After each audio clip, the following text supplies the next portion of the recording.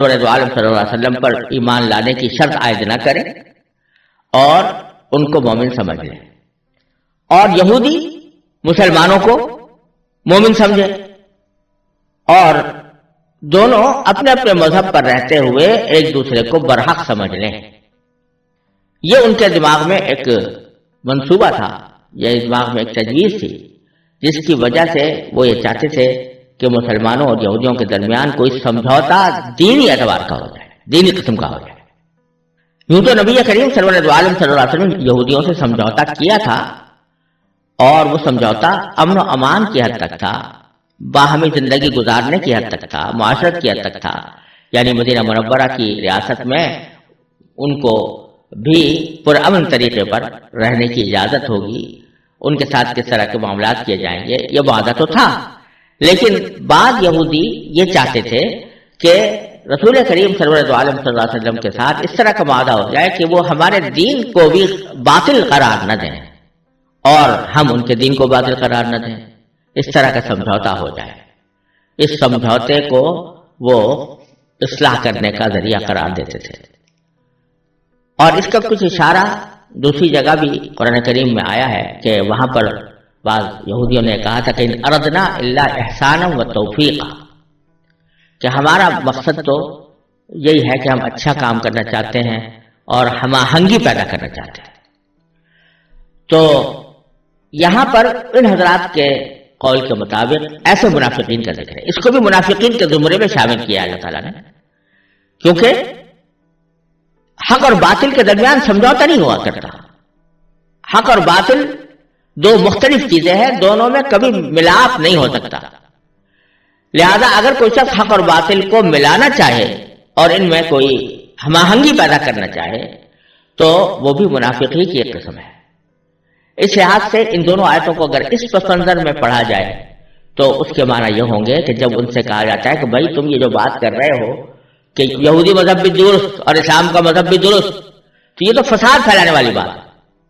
تو جب ان سے کہا جاتا ہے کہ زمین میں فساد مت بچاؤ تو اس کے جواب میں وہ کہتے ہیں کہ نہیں، ہم تو اصلاح کر رہے ہیں، ہم تو دونوں مذہبوں کے درمیان ہم آہنگی پیدا کر کے ایک اصلاح کرنا چاہتے ہیں۔ اور ایسے لوگوں سے جب کہا جاتا ہے کہ بھائی جب تم اپنے آپ کو کہہ رہے ہو کہ یہودی ہونے کے باوجود تم مومن ہو، تو پھر جب مومن ہو تو ایمان اس طرح لاؤ جیسے کہ اور لوگ لائے ہیں، یعنی صحابہ کرام، کہ اور سارے مذاہب سے، سارے ادیان سے، سارے عقیدوں سے دستبردار ہو کر وہ خالص اسلام کے اندر داخل ہو گئے، اس طرح تم بھی داخل ہو جاؤ۔ تو جواب میں وہ یہ کہتے تھے کہ کیا ہم اس طرح ایمان لائیں جیسے یہ بیوقوف لوگ لائے ہیں؟ یعنی وہ تو اپنے آپ کو بڑا مفکر اعظم سمجھتے تھے کہ ہم جو فلسفہ پیش کر رہے ہیں، ہم جو نظریہ پیش کر رہے ہیں وہ اصلاح والا نظریہ ہے،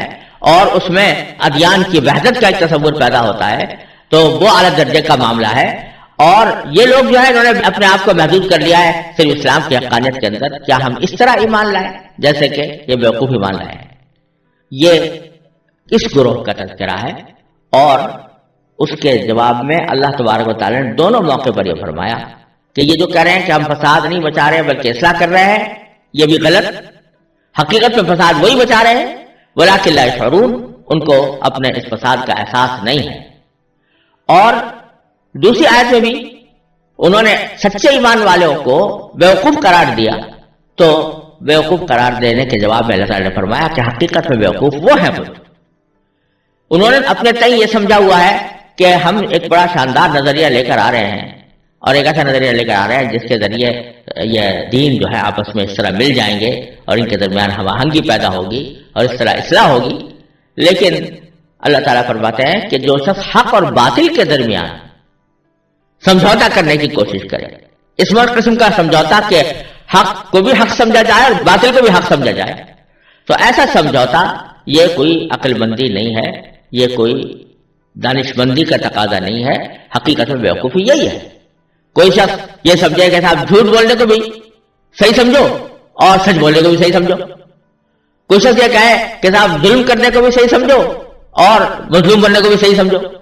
تو یہ حق اور باطل کا اس طرح کا ملاپ جو ہے یہ اصلاح نہیں کہے گا، حقیقت میں یہ فساد ہے۔